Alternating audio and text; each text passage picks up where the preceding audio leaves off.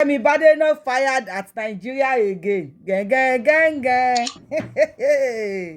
Immigrant to be deported again. Àwọn Britiko wọ́n ti ń protest against àwọn immigrants. Pé kí wọ́n lé wọn kúrò nílùú àwọn again. Wọ́n láwọn immigrants ń gbàṣẹ́ àwọn ṣe. Wọ́n náà ń gbàṣẹ́ àwọn ṣe. Àwọn tí UK ti ń protest báyìí. Wọ́n wá ní February the biggest protest against immigrants ní UK. Wọ́n ló ń bọ̀ ní February. Wọ́n ń dúnkokò mọ́ wa l'Amẹ́ríkà náà. Wọ́n náà máa deport àwọn immigrants. Wọ́n tó bá lé ọmọ níta. Ilé bá bọ́ ọmọ lọ́mọ máa ń kọrí sí. Now, ṣé tó bá lé àwọn immigrants, especially Nigerians, ní ìta, ṣá lè darí sílé ṣá? Ṣọ́kàn wá balẹ̀ pé ilé ṣe wá. I could remember the prodigal son in the Bible. Tó jẹ́ wípé ìgbà títa lé títí ó padà darí lọ sílé ni. Yet àwa tá jẹ́ prodigal sons, tá jẹ́ prodigal daughters, tá kì í ṣọmọ onínàkúnà. Tó jẹ́ pé iṣẹ́ ajé, ọrọ̀ ajé ló lé wa kúrò lé. Tá ń wá àtijẹ àtimu káàkiri. Tá ń seek fún greener pastures káàkiri. Tá ń wò pé báwo la ṣe fẹ́ tọwọ́ bẹnu. Wọ́n wá ń dúnkokò mọ́ wa níta. Ẹjọ́ mò ń béèrè lọ́wọ́ yín, ṣé lè ṣe wá fún wa jàre? Ṣá lè kù gírí wá sílé? Àti rí there are many countries tí wọ́n ti mú àwọn ọmọ Nigerians tí wọ́n ti ń pa wọ́n pakúpa. They call us immigrants. They chase us anyhow. Wọ́n máa pa àwọn èèyàn wa ní ìpakúpa. Libya, wọ́n pa àwọn èèyàn abẹ́ni pé wọ́n pa ẹran ni. All those Arabo countries, wọ́n ṣe oríṣiríṣi fún wa. Now, Kemi Badenoch ti sọ̀rọ̀. Ó tún ti bọ́ta, ó tún ti sọ̀rọ̀ against Nigeria. Kemi Badenoch, thank you for speaking up. But show tí mo fẹ́ ṣe, this show, ó máa jẹ́ question show. Tí mo dẹ̀ máa expect kí gbogbo tó bá wo show, kó bá mi share, kí wọ́n bá mi kọ answer. Feelings ti yín, opinions ti yín lórí ọ̀rọ̀ tí Kemi Badenoch sọ yìí, kí bá mi kọ sí comment section. Àti àwọn olórí Nigeria, kí bá mi kọ sí comment section. Àti àwa tá wà lókè òkun, tá wà lẹ́yìn odi, tá ń dààmú torí àtijẹ àtimu, àti ṣe dáadáa. Ẹ bá mi kọ sí comment section. Kemi Badenoch ti sọ̀rọ̀ again. Ẹ jọ̀ọ́. Aunty Kemi Badenoch, thank you for speaking up again, once again. Ṣùgbọ́n mo fẹ́ béèrè lọ́wọ́ yín mà, kí n tó gbé nǹkan tẹ́ sọ jáde. Ta ni ọ̀tá Nigerians? Ta ni ọ̀tá ìlú tí wọ́n ń pè ní Nigeria gangan? Ìlú tí wọ́n kàn jọpọ̀, tí wọ́n kàn fún lórúkọ, ta ni ọ̀tá wa gangan? Ṣé àwọn olórí Nigeria ni ọ̀tá wa ni? Tàbí àwọn Britiko? Torí Britiko fún ara wọn, ajépolá ni wọ́n, ó ṣe díẹ̀ lólè. They are the brain behind our calamities. Àwọn Britiko, àwọn ní àgbákò tí ó ń ṣe ọmọ Nigerians. Tí àwọn Nigerians been sá káàkiri, even though we are not Nigerians, they are the foundation of this problem. In the first place, they are the first person to merge us together. Even though they know our differences. They know we are not the same thing. Jọra wa níbi kankan, níwà, níṣe, lesson, everything. We are not the same thing. They merge us together. They give us forceful marriage. Number one, ìpínlẹ̀ orí burúkú. Tó ń bá everybody tó wà Nigeria nísìn. It's from the British. The colonial masters. Àwọn wèrè tí wọn ò tẹ̀lé òwe. Tó ń tàbá fi àgbò fẹ́gún, a máa ń jokun ẹ̀ sílẹ̀ ni. Wọ́n láwọn fún Nigeria lómìnira, wọ́n padà wá sọ wọ́n sínú omi ìnira. Aunty Kemi Badenoch, I love as you are speaking up, wo. But is there anything you can do? Because we have seen many videos. Tí àwọn èèyàn ti pariwo síta, the black people, tí wọ́n lọ ń ba nǹkan wọn jẹ́, wọ́n ń fọ́ mọ́tò wọn, wọ́n ń fọ́ ilé wọn. Àìmọye èèyàn ń sunkún síta, wọ́n máa kọ sáàrin, kò ṣeé ṣò ní lórí kíní ni. Lórí íńtánẹ́ẹ̀tì, wọ́n nà bí ẹni pé, wọ́n nà wọ́n dẹ̀ rẹ́rìn. We have many videos where àwọn ọmọ funfun tí wọ́n ti ń nà àwọn ọmọ dúdú ní school. a rí fídíò kan tí kan ní kí ọmọ wa kó kíìsì kó nu bàtà òun. Ẹjọ́ ìyà yìí sìn ẹjọ́ ta ni? Ṣé ẹjọ́ àwọn àgbà ìyàwó lórí ibú tó ń ṣaṣíwájú Nàìjíríà tí wọ́n joyè oní corruption tí corruption bà ayé wọn jẹ́? Is it the fault of the bad leadership we have in Nigeria or the foundation tí wọ́n kọ́ wọn sí àwọn aráàlú wọn? Okay, let's go this way. Ẹ má bínú pé mo ti ẹ má bínú. Ọ̀rọ̀ yẹn ká mi lára. Mo kọ́kọ́ fẹ́ ṣe ní live. Mo kò tí máa ṣe ní live show. Call ò ní jẹ́ kí n ráyè sọ tinú mi jáde. So mo kò tẹ́ bá wò ẹ lè bá mi kọ sí comment section. Tẹ́ bá fẹ́ ká tún wá gbé question yìí wá sí live show. Ẹ tún bá mi kọ sí comment section náà. So a lè fi ọ̀rọ̀ wérọ̀. Ẹ tún bá mi kọ yẹn náà sí comment section. Now, I want to call them agbésùnmọ̀mí. Yes, I want to call them agbésùnmọ̀mí. Because agbésùnmọ̀mí ni wọ́n. Àwọn ni wọ́n hò wá tó ransom báyìí nílẹ̀ àgàgà ọmọ Yorùbá. Wọ́n ò jẹ́ kí ẹni tó ní ọpọlọ rí ọpọlọ ẹ̀ lò. But ẹ kí n calm down tó sọ̀rọ̀ yẹn. Ẹ má bínú ẹ̀yin tèmi, ẹ káàárọ̀, ẹ káàsán, ẹ kúrọ̀lẹ́, ẹ káalẹ́, kú àṣálẹ́, kú ìyálẹ̀ ta according to the time tí show yìí bàbá yín. Mo fẹ́ sọ̀rọ̀ nípa ọ̀rọ̀ tí Kemi Badenoch tún sọ, ó tún ti fire back, tó ti splash Nàìjíríà. Ẹ mọ̀ pé òun ó ń bínú sọ̀rọ̀ ni ẹ ṣáà àwọn ọmọ wa tí mò ń sọ. Òun náà ló sọ ń jọ̀wọ́ pé òun ò lè bá Nàìjíríà ṣe ọlọ́pàá jí bàtà òun tí Kashim Shettima bọ́ta vice president ní Nàìjíríà tó ní kó change orúkọ ẹ̀ kúrò ní orúkọ Nàìjíríà kó tó sọ pé òun ò ní ọ̀kan bá Boko Haram ṣe. Láti ìgbà yẹn vice president ó wọ̀ ṣin ní bí ọbẹ̀ inú páànù ó dákẹ́ pẹ́ kò sọ anything mọ́. Yes, ó ti mọ̀ pé Kemi Badenoch ó ready láti come fún àwọn, and inú mi ti ẹ̀ pé she said she is more Yorùbá than Nigeria, pé ọmọ Yorùbá lòun. Àwa ò lè ní kó change orúkọ ẹ̀ kúrò ní Kemi. But kí ni foundation problem yìí? Ta ni ẹni tó ń ṣe Nàìjíríà gangan? Even though I don't believe on all these pastors coming out that Nigeria problem is spiritual. Èmi ò believe nínú, they should just take their spirituality to under their bed. Pé ká gbààwẹ̀ ọdún 100 days, ká gbààwẹ̀ 200 days yẹn. They should just keep that to themselves. Ẹ Kemi àti ká kúrò nínú ìwé Kùránì sọ pé, Bíbélì sọ pé, kíní kan sọ pé, let us face the reality. Now wọ́n lé ọ̀gágun tó fẹ́ wọlé Nàìjíríà ní America, so tó bá wọlé ó máa deport àwọn èèyàn, ó máa ṣe kíní kan ní they say everybody should go back home and fix their country. Nǹkan tí wọ́n sọ fún àwọn èèyàn ni pé ń táyé bá sọ ẹ́ dà ṣe bóun náà ó fi ìbú ẹ̀ bódọ̀lá. Ohun táyé bá sọ ẹ́ dà ayé ilé. Ohun táyé bá sọ ẹ́ dà ṣe bóun náà ó fi ìbú ẹ̀ bódọ̀lá. If the British are now saying we should go back and fix our country, ta ló bà country yẹn jẹ́ in the first place? Ta ló kó bá country yẹn in the first place? Ta ló so irun iwájú pọ̀ mọ́ ti pàkọ́ in the first place? Ta ló merge wa together in the first place? Ta ló sọ fún wa wípé tí amalgamation bá ti expire after 100 years, we can split? And yet 100 years kọjá, à ń pariwo pé 100 years ti pé o, a ṣe mọ́ ìgbéyàwó yìí, kò possible. Ta ló tún wá ṣì mú wa lọ́rùn kalẹ̀ in the first place? Ta ni àgbákò tó dúró lé wa lẹ́yìn ọrùn tí ò fẹ́ kí Nàìjíríà pín?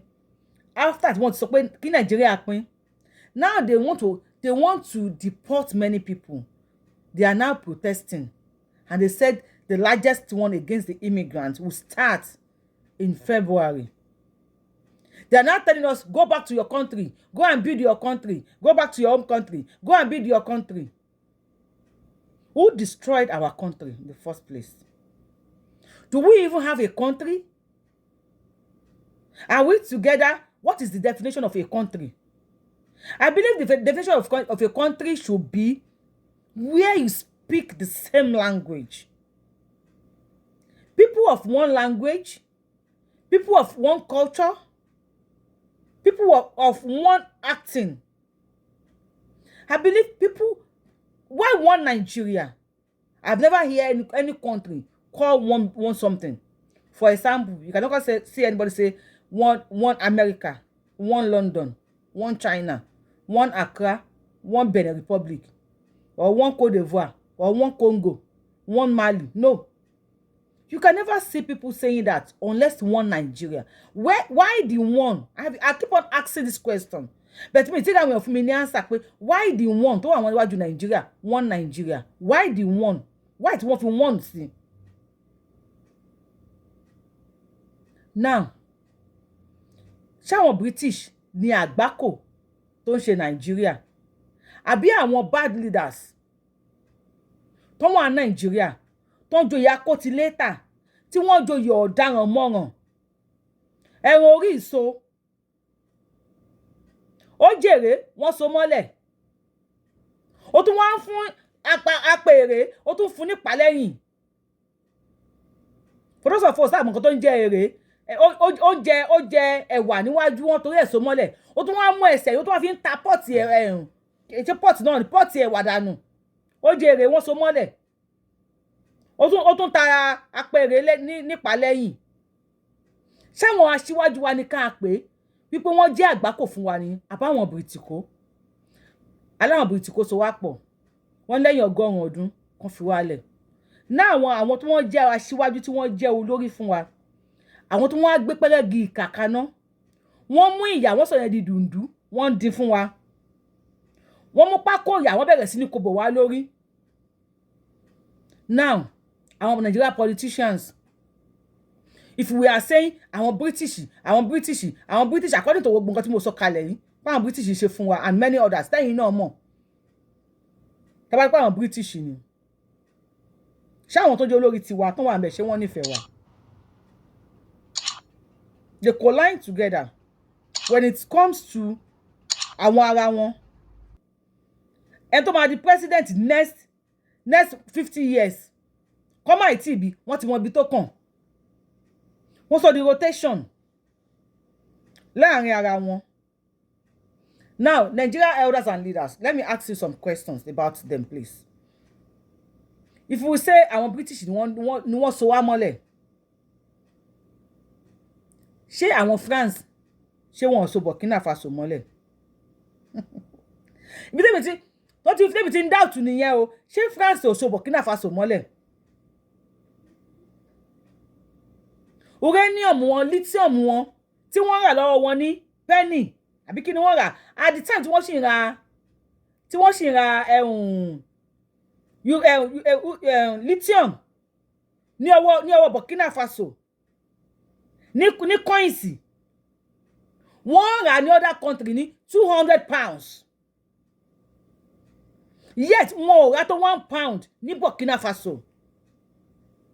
But Burkina Faso leaders now stand up against them in the name of President Ibrahim Traore. Òun àtàwọn kọ̀ọ̀kan dìde pé enough should be enough. Ẹ má jẹ wá pé má kórè burúkú bá wa. Ìta sì yín tó. You guys should stop this. They put a stop to it. Even though they put their life at risk and on the line. Because but they don't care. The love of their people, the love of their country. And they stand up against France. That is stop France from milking them. That is stop France from robbing them. That is stop France from doing orishirishi to their next generation to come. She wants France to stop, àbí wọ́n rí France to stop. Despite the fact wípé àìmọye coup over 18 assassination ni President Ibrahim Traore wọ́n sọ pé ó ti escape. Àwọn ogun náà fẹ́ pa gangan. Kì í ṣe àwọn ọmọ ìlú náà ni wọ́n ń lò fún láti fẹ́ gba ẹ̀mí lẹ́nu ẹ̀. And àwọn ọmọ ìlú ẹ̀ they accept láti pa. Despite pé wọ́n ní tó ń ṣe fún wọn o, they accepted láti pa. 18 méjìdínlógún I think is the Africa president tó yẹ pé ó escape assassination tó pọ̀ tó bẹ́ẹ̀ yẹn jù láyé. But yet ó sì stand the ground there wípé nothing go happen because ó believe pé òun nífẹ̀ẹ́ àwọn èèyàn òun. Àwọn èèyàn òun dẹ̀ lè continue láti máa ṣe ẹrú títí láéláé báyìí. Ẹnìkan láti dìde fún wọn láti gbà wọn lóko ẹrú. Now, àwọn àgbàgbà ti wá. Why tí wọ́n lè stand against British? Wípé oko ẹrú táwọn èèyàn wà yìí wà, ó ti tó gẹ́. Kì í ṣe nǹkan kan náà. Ẹ kó wa pọ̀. Even when Sunday goes to stand up for us, because I will not use to, because he is still standing for us. Àwọn àgbàgbà ilẹ̀ wa yìí náà sọ pé kán lọ pa. Tó bá wá lé everybody, wọ́n bẹ̀ sí ní deport everybody nísìn. Ilé ta fẹ́ dé sídà. Let's hear what Kemi Badenoch said. In poor country, Nigeria, my family became poorer and poorer due to inflation. Kemi Badenoch against SLAMPS Nigerian government. In poor country, Nigeria, my family became poorer and poorer due to inflation. Kemi Badenoch against SLAMPS Nigeria government, January 18, 2025. Her comment came amid growing frustration over what she perceived as the consequences of Nigeria's prolonged mismanagement and corruption. Kemi Badenoch, the leader of UK Conservative Party, has again delivered a critique of Nigerian governance, warning that Britain must not follow in the footsteps of what she described as poor leadership that has destroyed lives in her home country. In her first speech of the year, on Thursday, Badenoch made a case for reconservating that promised a better, richer and safer future for the younger generation in Britain. Her comment came amid growing frustration over what she perceived as the consequences of Nigeria's prolonged mismanagement and corruption. Over mismanagement and corruption.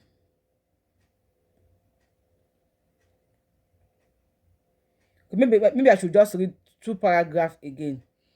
Badenoch, known for her outspoken, has previously condemned the Nigerian police, calling them armed robbers for the way they intimidate citizens. The latest round of criticism, however, has sparked anger from Nigerian officials, including Vice President Kashim Shettima, who responded by urging Badenoch to change her name if she does not wish to be associated with the greatest black nation on earth. Now, why this matters so much to me is because I know what it is like. I know what it is like to have something and lose it. I don't want Britain to lose what it has. I grew up in a poor country, and I watched my relatively wealthy family become poorer and poorer and poorer, despite working harder as their money disappear with inflation, Badenoch said. Nigerians are becoming poorer and poorer every day. However, the Tory leader shared her personal story of moving to the UK at age 16, right? With just her father's last £100, driven by the hope of better life. Truly, the last £100, tí bá bẹ́ẹ̀ ní l'account, ló fi hàn travel o. They play. Okay. She expressed a strong desire to prevent the UK from ever becoming like Nigeria, where poor governance devastates lives. Ṣé devastate ayé àwọn èèyàn. Where the poor are becoming poorer, yet ẹ̀yin àgbàgbà yìí, you the rich are becoming richer every time. Ẹni kà wá náà mọ̀. When I came to UK at 16, I had my father's last £100 and the hope for a better future. I've experienced the consequence of a government that destroy lives, and I never, ever want that to happen here, Miss Badenoch said. That he has seen a government that destroy lives. People that you have destroyed their lives. What is the hope of future for them? Kini future hope to Nigerians in it after you have destroyed their lives? Imagine. Imagine us. Imagine. IKA ni, Ogungbo, ẹni bí ni, ẹni kí ni mo pè yín? Èèyàn bí èèyàn kà ní. Ta ló lórí burúkú nínú US, nínú òyìnbó government àti Nigeria government? Are they cowards? Are they lazy? Are they selfish? Are they greedy? I mean, Nigerian government. If Ibrahim Traore can stand up for his people against France,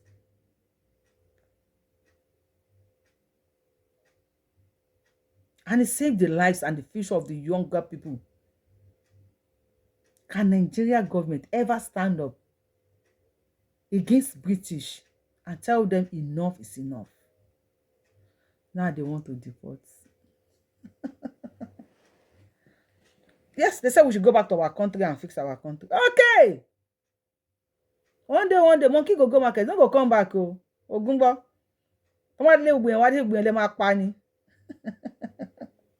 So, Badenoch sọ, ó ní mo kà fún yín yẹn.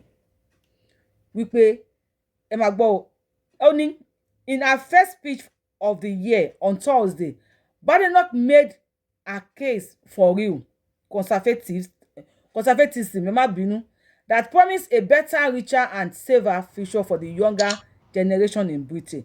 Now, Kemi Badenoch is promising a better, richer, safer future for the younger generation in Britain. What is the future of people in Nigeria? Do we have future? Can anybody predict the future of Nigeria, the young ones?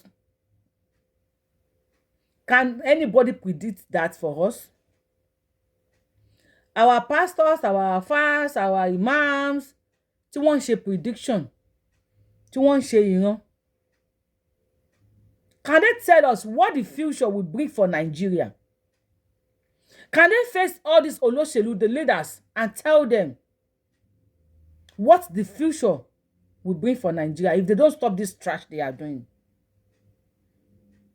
And can they just tell them how tí wọ́n fẹ́ lé ọmọ Nigeria wálé ní everywhere nísìn? What will be the future if every one of us should come back home? What will be the future? Many Nigerians abroad, ẹlòmíì ò lè jẹun sínú báyìí. Ẹlòmíì ò ní $500 ní account. They work, they send the money home. They work, they send the money home. They work, they send the money home. Because Africa àwọn èèyàn wá kú. Tó bá wá léwé ẹni bẹ́ẹ̀ wá sílé. Tó wá join àwọn tó wà ní Nigeria. Now what will be the future? Ibi tí mo wá fẹ́, bí mo tẹ̀ fẹ́ wá bíbí tí Kemi sọ wípé let me see.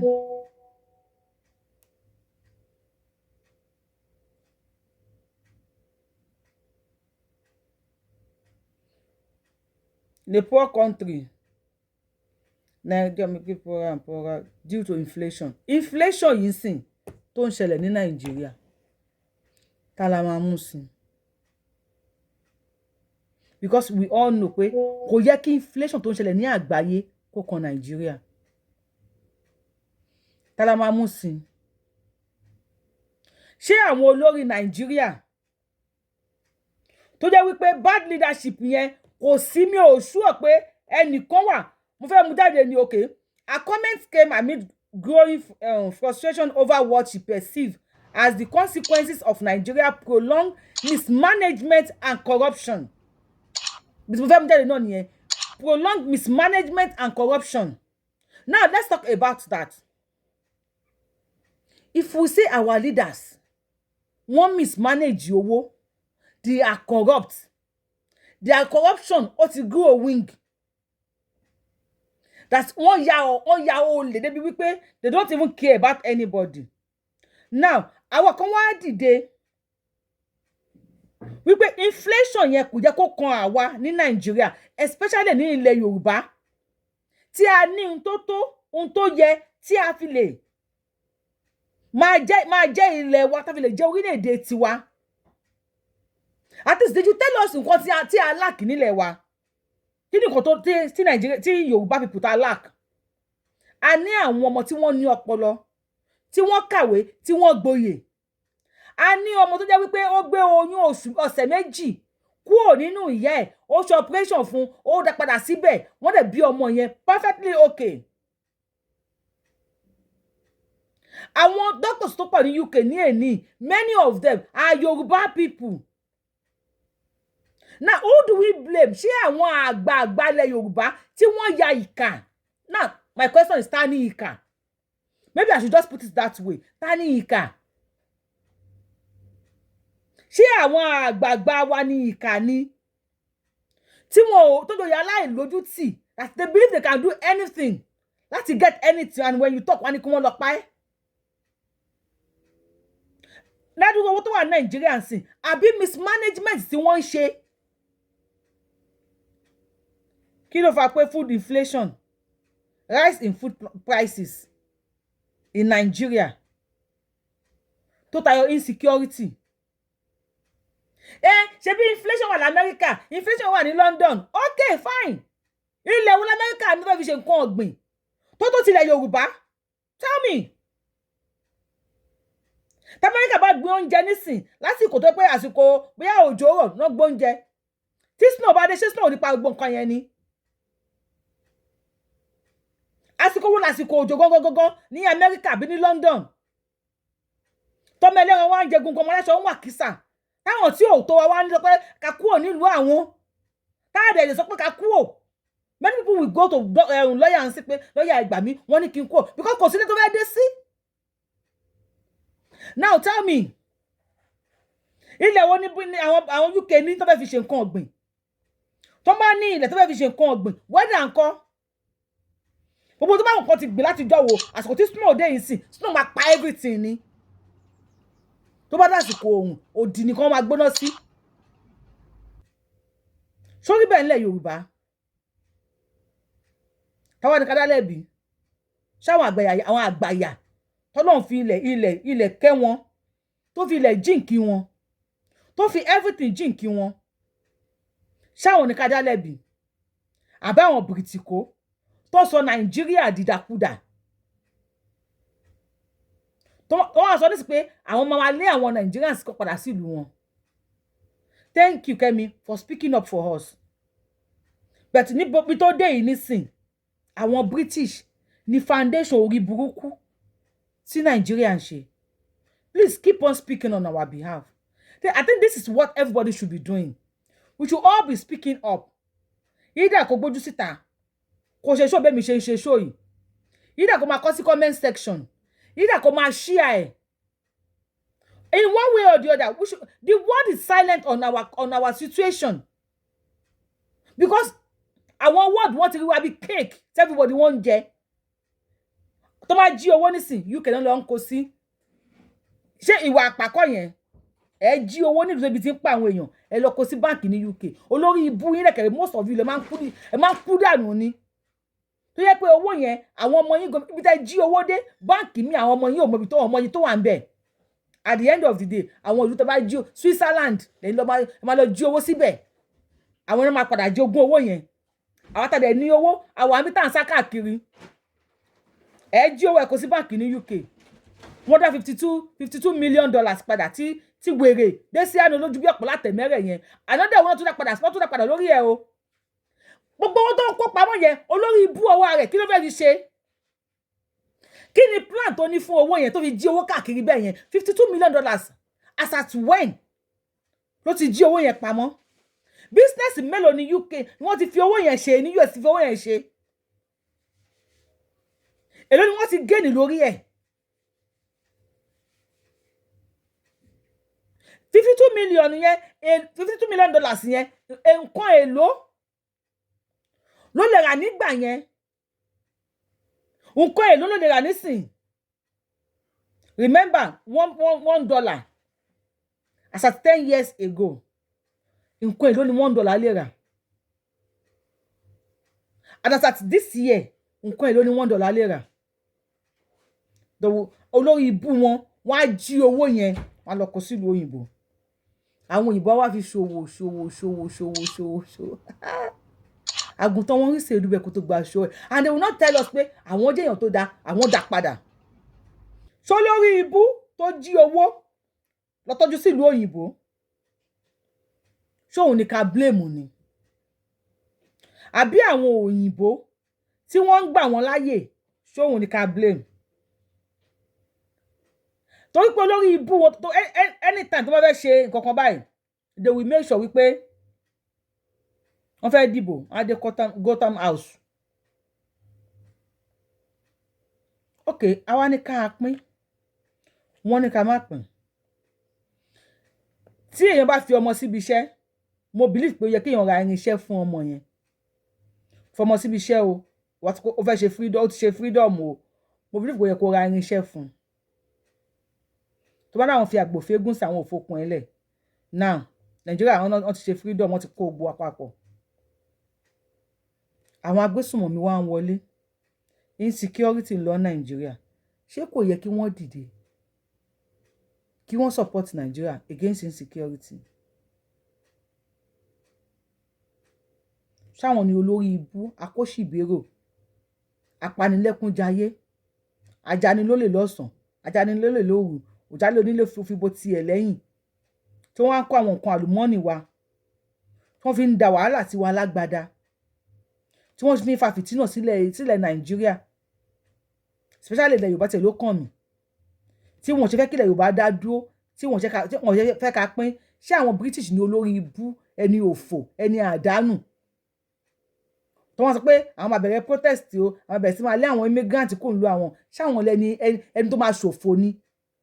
Àbí àwọn Nigerian government tí wọ́n lọ ń jí owó ní Nigeria, tí wọ́n lọ ń kó sí account nílùú òyìnbó, tí ọmọ Nigeria dẹ̀ ń jìyà, tó ń fòrò, tó ń dààmú, tó ń fìtínà káàkiri.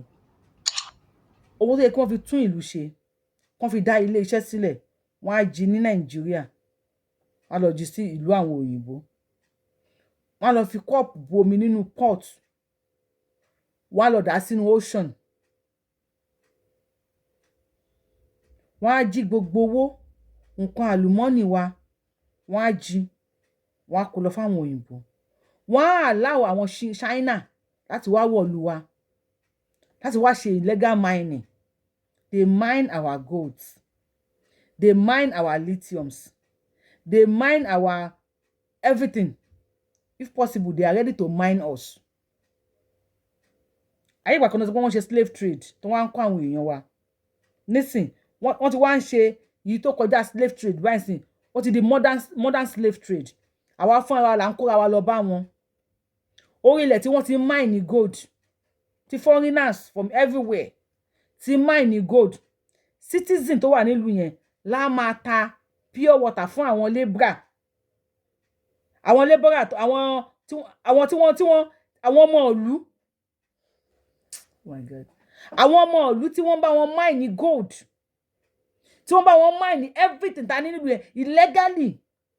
Ọmọ ìlú ló máa ṣe alágbàro labourer ní abẹ́ aráàta tó wá kó góòlù wa. Ọmọ ìlú máa kiri pure water, ice water, bisikíìtì, gàrí lọ fún àwọn ọmọ ìlú tó ń ṣe alágbàro fún àwọn aráàta tó wá ń kó nǹkan wa. Ta ni olórí burúkú? Ṣáwọn olóṣèlú wa ń sìn tí wọ́n ṣílẹ̀kùnlẹ̀ fún àwọn tìta kó máa wá kó nǹkan wa tí wọ́n ń jí owó lọ sẹ́yìn òdì tí a fi ń jẹ aráàlú tó ń sọ pé wọ́n máa lé wa kó ní gbogbo àwọn ìlú tí dààmú fi ń dé bá everybody ṣáwọn olórí wa àwọn aṣíwájú the elders the leaders the government tí wọn ò lè fèsì àwọn bìrìtìkò pé enough gẹ́gẹ́ bí president Ibrahim Traoré tó ṣe fèsì wọn àwọn France nílùú ẹ̀ even though at the risk of ECOWAS tó dóhùn ògbé wọn tó wọn ògbéṣẹ́ rán wọn ṣé àwọn olórí tiwa ṣé wọ́n ya olórí burúkú wọ́n ya ọ̀lẹ àbí wọ́n ya ìkà olójú kòkòrò tí wọ́n believe pé kò bá po èèyàn ebi ò bá lu àwọn èèyàn pápó èèyàn kan lórí ilẹ̀ àwọn gbọ́dọ̀ rule tàbí àwọn òyìnbó gbogbo wọn aláwọ̀ funfun pátápátá generally China ní kíní kan àbí àwọn tí wọ́n sọ Nàìjíríà dìdàkudà torí pé wọ́n fẹ́ jalè tí wọ́n kọ̀ tó ní àwọn ò fẹ́ ká pín torí kán lè bá àfòrò wa kán lè bá àfitínà wa ta ni olórí burúkú tó bá jẹ́ olórí burúkú ẹ bá mi kọ sí comment section tẹ́lẹ̀ ká fi show yìí kí n fi ṣe live show ẹ bá mi kọ sí comment section Yorùbáwùyí lórúkọ mi Yorùbáwùyí ni mò ń jẹ́. I am the one and only Akalolu of Yoruba land. If you are coming across this page for the first time, I am the one and only Akalolu of Yoruba land. Adáwọn ilẹ̀ Yorùbá, wọ́n jẹ́ ọmọ ọlọ́yẹ eléyìí tí ò pé méjì. Abẹ́ní ọmọ òṣèré pààrọ̀ tó máa pààrọ̀ tí wọ́n máa déwájú federal government. Tó máa sáyìn ló máa déwájú Elédùmarè. That is to say máa kú bí 99 times 99 times. Tó wá padà kó táyé kó wá di mẹ̀túsẹ́là. Ẹ má bínú pé mi lè ṣàwàdà púpọ̀ lónìí. Kí ni ẹ kàn fún mi ní concern ni. So ẹ tó bá jẹ́ olórí burúkú náà àwọn méjèèjì. Ẹ bá mi kọ sí comment section. And then download tap send. Download tap send. App tó máa fi ń send owó sí Nigeria anywhere tẹ́ bá wà. Any owó tẹ́ bá ná àwọn bá yín ṣe and we are faster direct deposit ni reliable anything. See you on my next show. Thank you. Yorùbá wò ló kọ mi ó dàbọ̀. Ẹ má bínú pé I don't know how you feel but bí mi ṣe feel ni. Okay, see you. Ó dàbọ̀.